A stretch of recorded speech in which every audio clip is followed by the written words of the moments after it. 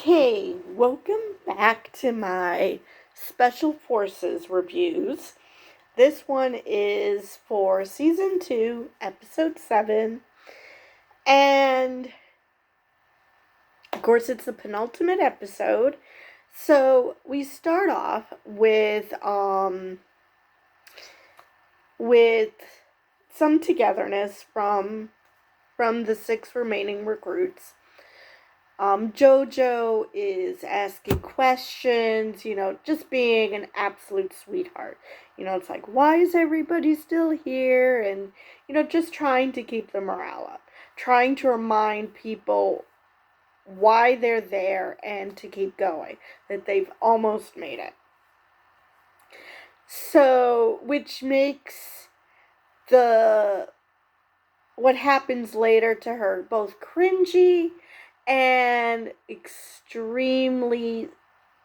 shows how extremely naive she is and reminds you that she's 20 years old. So, we start off with them realizing they're, almost to the end. So then they get called, and Billy basically offers, okay, well, we're on the final stretch, so if anybody, wants to, this is what's going to happen to you, so if you want to leave now. And nobody does, even though the camera kept showing Tom. I'm like, is he? Is he? No. I was doing that a lot this episode, actually. So then they go on their next exercise, which is to push a poke. Pull and push a poke. So one team member is pulling the poke and another one is carrying some extra stuff. And Foxy's just doop-de-doop-de-doo and pulling his own poke. So Bodhi, to his detriment, he did exactly what I expected from him to do, from what I expected an athlete to do, but to his detriment. So he's pulling. JoJo's carrying extra stuff without, batting an eye. And she keeps offering him to, whenever you want to switch. And she just lets him go off and keep going, even though he says that he understands his limits. But I wonder if he had, switched earlier with JoJo, if he would have still been in the competition. So he eventually says yes to JoJo. And then it was funny, they showed her interview saying how, oh yeah, I'm stronger than a 40-year-old because I'm 20-year-old. And then we see her having a harder time than Bodhi did pulling the poke. Because, yeah, this is a 20-year-old. They think that they're much better than 40-year-olds when, no, maybe if that 40-year-old was Tom, yeah, that's obvious that you're stronger than him, but we're talking Bodhi Miller. Granted, he's 45 now, he's not the Bodhi Miller he used to be, but that doesn't mean he's completely lost it all. So, she ends up losing to Aaron and Tyler, who they rocked it. From the very get-go, they were like, Aaron's like, okay, I'm going to start off before you, and you catch up, and he's like, wait. Aaron, don't go. Probably because he needed help or, to get his harness on or something. But it was amusing, and they were just like, doop-de-doo. Obviously, they had to switch at some point because Tyler was gassed, but, you expect that. Nick, however, never got that opportunity. He was never gassed because he had to keep waiting for Tom. because Tom just could not carry the weight, and he was being mercilessly made fun of by the staff, which um I mean that's the staff's job to do that, but that was, really dickish. It's not like he was, taking a spa day and it's like, I'm not going to take this seriously. He was struggling. He was seriously struggling carrying all that. So it's one thing to make fun of him if he was like, doing what he did later. That's a good excuse to mock him, but no, not this. So they finished last, and then immediately they had to run to where Billy is. So everybody makes it to where Billy is, and then they have to go into the push up position and basically crab crawl to where I think Rudy is. And by that time Bodhi's like, yeah, I can't do that. My groin is toast. It's been torched again. Now, I really do believe if he didn't push himself as much as he did, which by the way was awesome to watch him dig as deep as he could to finish that. But I wonder if he could have finished the course if he just let JoJo take over earlier. Even if Aaron and Tyler took her over earlier than what they did, at least, Bodhi would have been spared. So then they all go into the vehicles, and Tom is surprised to find out that Bodhi voluntarily withdrew. And my response is, look, I know that you've been having issues carrying all that stuff. But how the hell did you not see that Bodhi left? how did you not notice that? There were only 6 of you. Counting up to 5 is not hard. What were you paying attention to? But Tom did make a good point. He never thought that Bodhi would voluntarily withdraw before he does. But like I said, he probably wouldn't have if he just shouldered the burden with JoJo instead of waiting till he was completely tanked. Because he knows about his groin. He said from the very beginning during the I can't remember what crawl they called it when he was crawling over that rope. He told Billy that he torched his groin. So he knew that. Why did he not just let JoJo take over? It's like, okay, we're about halfway, so you do the rest or something. So, even if you're not first, at least you're still in the game. But no, he ends up having to withdraw. So they get back to the camp, and they go to what they call the dry room, and they're handed notepads,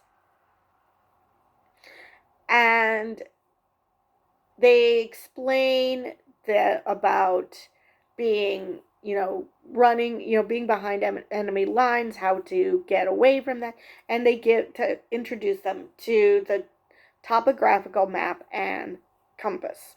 Now, I'm not going to blame JoJo for not knowing how to read a topographical map. She's probably never seen a regular map, let alone a topographical one. I mean, she's that young.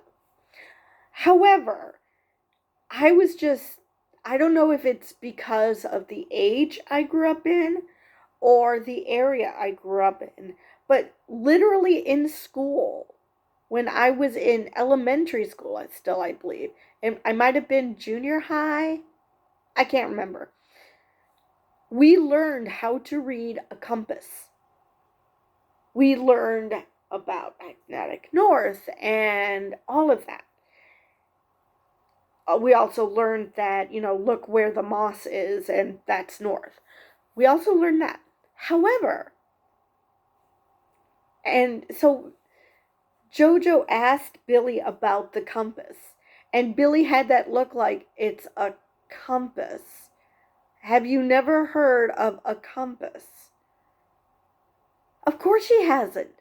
What the hell does Gen Z know about a compass? Unless they're, you know, in a rural area, hunters. They have no reason to have ever seen a compass, let alone know how to use one.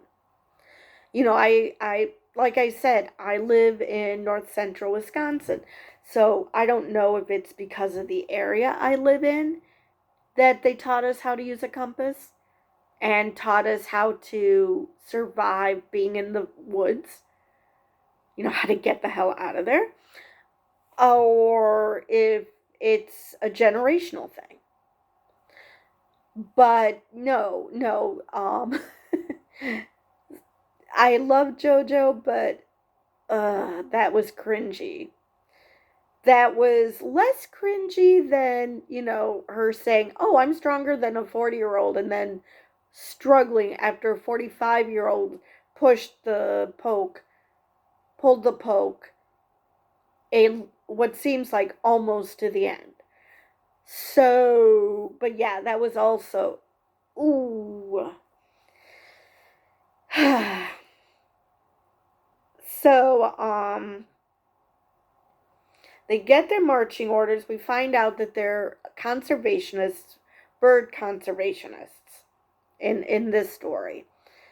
And yes, New Zealand has funny names for birds. So yeah, they were amused by the name of the bird. I can't remember the exact name, and so they're given their marching orders. They're told to memorize the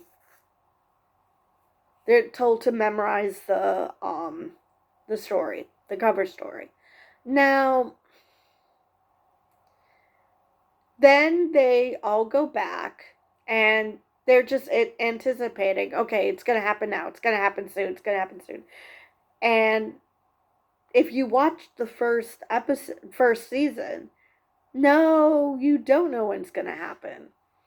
But what they did, I don't know now if they showed this last season. I really don't remember if they showed all of them being confronted with, but being shown a video of their loved ones hyping them up. And like I said, I felt so horrible that Bodhi wasn't part of this because he was so close. It was just, he knew about his groin. And you cannot assume that this is the only part of the task. Especially if you've seen the first season or any season of SAS Who Dares Wins. You're not necessarily done even if you think you're done. You can't assume that. So everybody, and Foxy was saying again how, it depends on how they're going to respond to seeing their loved ones, how they're, whether they quit. And then they show Tom and he's crying. And at this time I didn't know what they were looking at. Why is he crying already? So again, is Tom going to quit?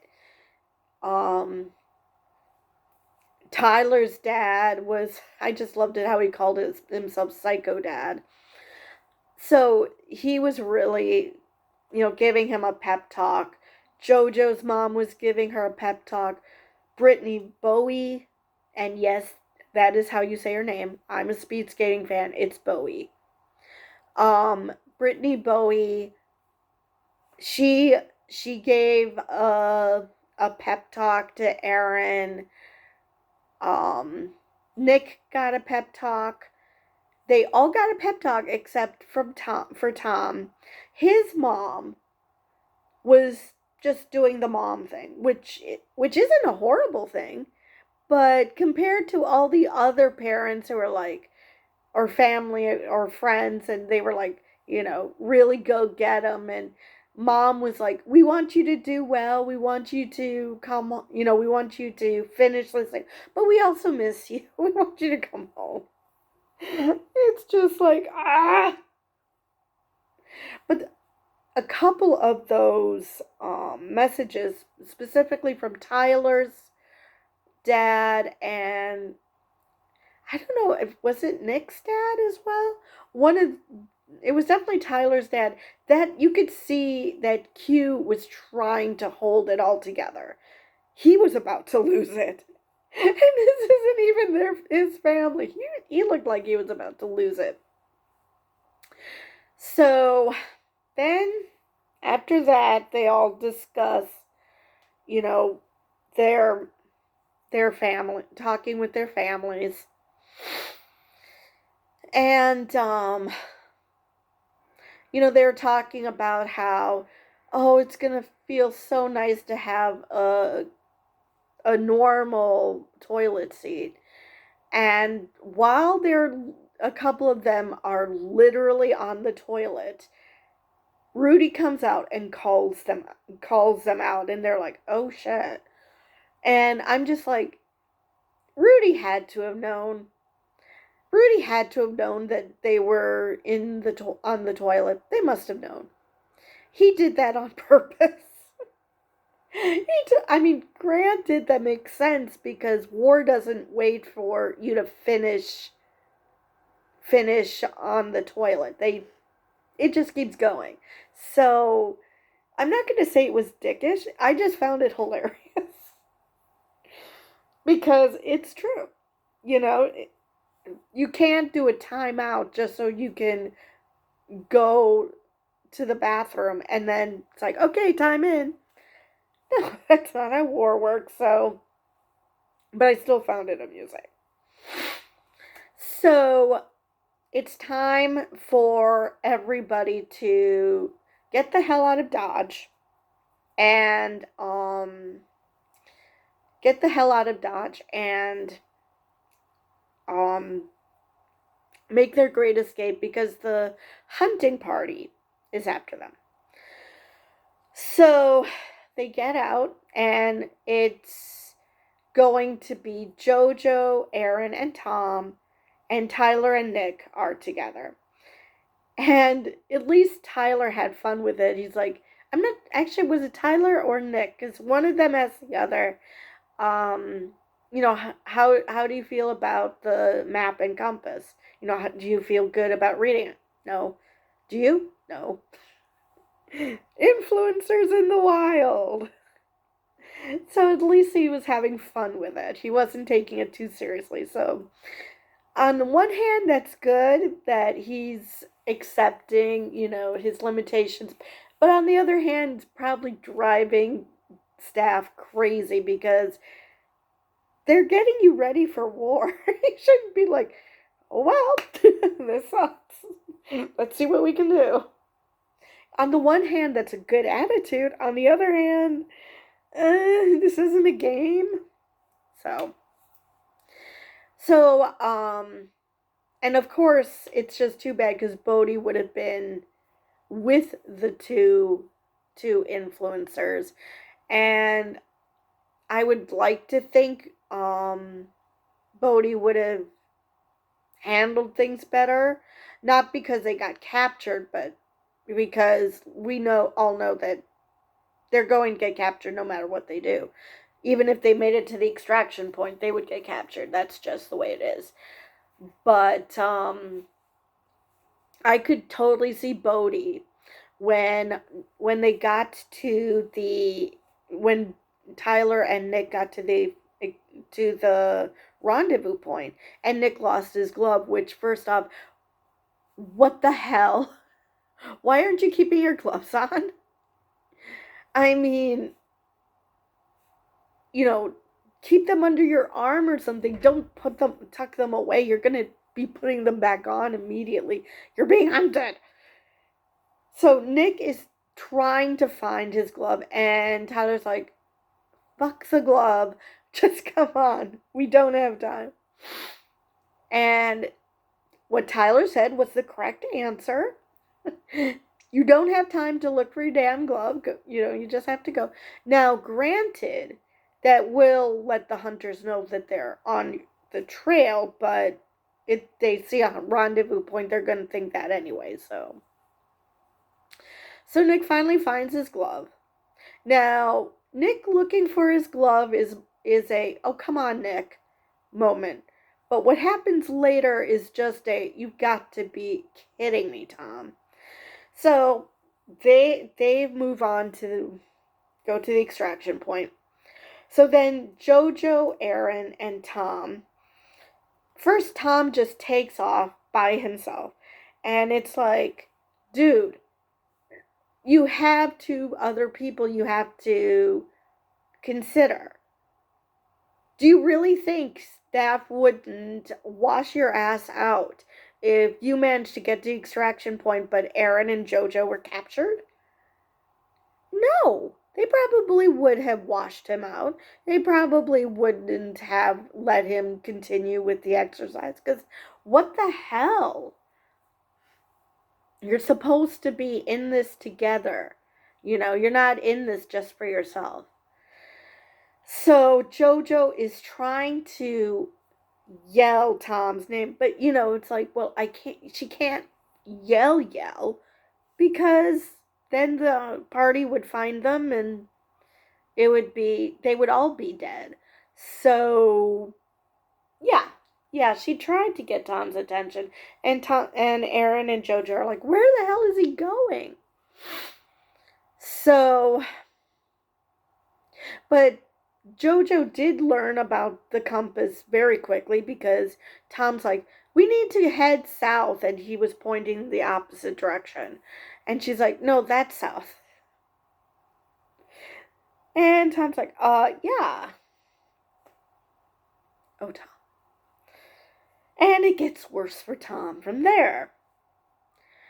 Tom was just an absolute mess in this challenge. Complete mess. So they head out. They manage to get to the rendezvous point. But unlike Tyler and Cameron, Tyler and Nick, he found trail mix. Now, I don't know if they just ignored the trail mix, if they also found it and they were like, yeah, don't have time for that, or that they grabbed it and, stuck it in their pockets for when they were safe or something. They did not show that. So Tom is working hard with shaking hands, trying to open the damn trail mix.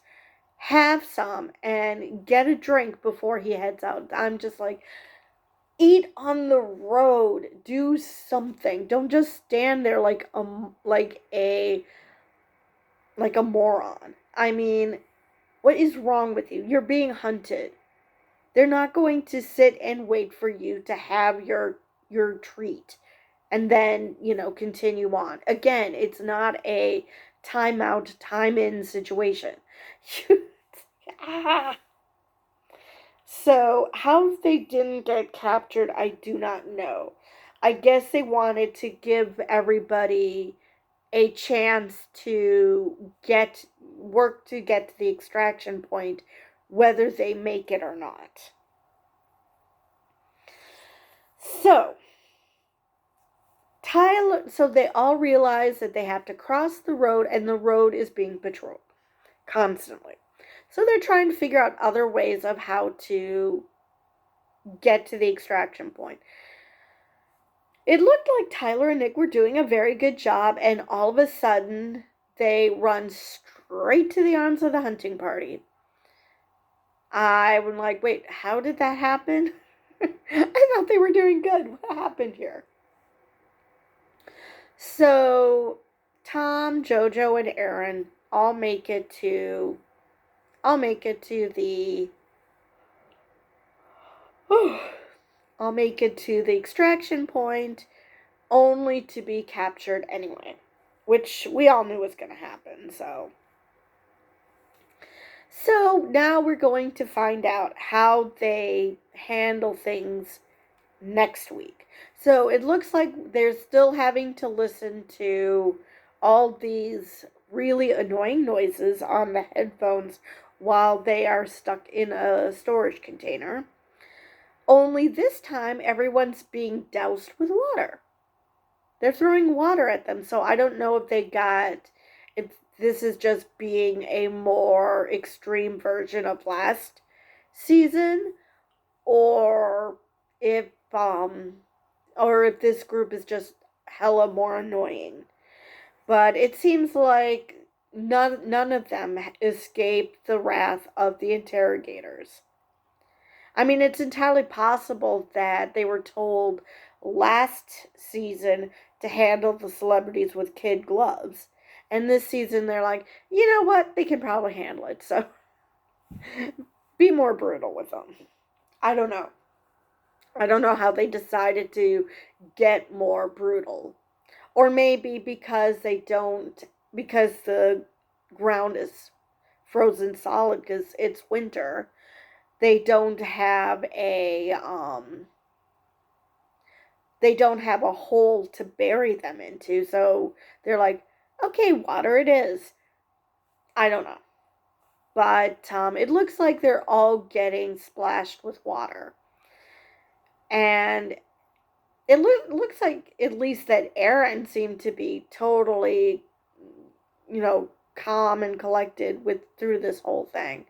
Now, so it's going to be interesting to see which one of them either gives up, gets washed out, because last season we had both of those in this stage, or if all of them are going to survive. I don't think Tom is. I really question whether Tom is. Because I don't think he can handle the interrogation.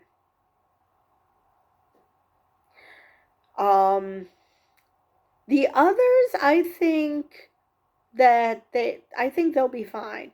Even Nick, who's like, I can't find my glove, I can't find my glove.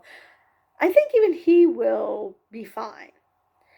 Tom, I question, but he could surprise me. He's been surprising me all season. So, he can still surprise me. Let's see if there's anything else I'm missing. I think I covered everything from this episode, so I will see you guys for the season finale. And with that, I'll see you in the next video.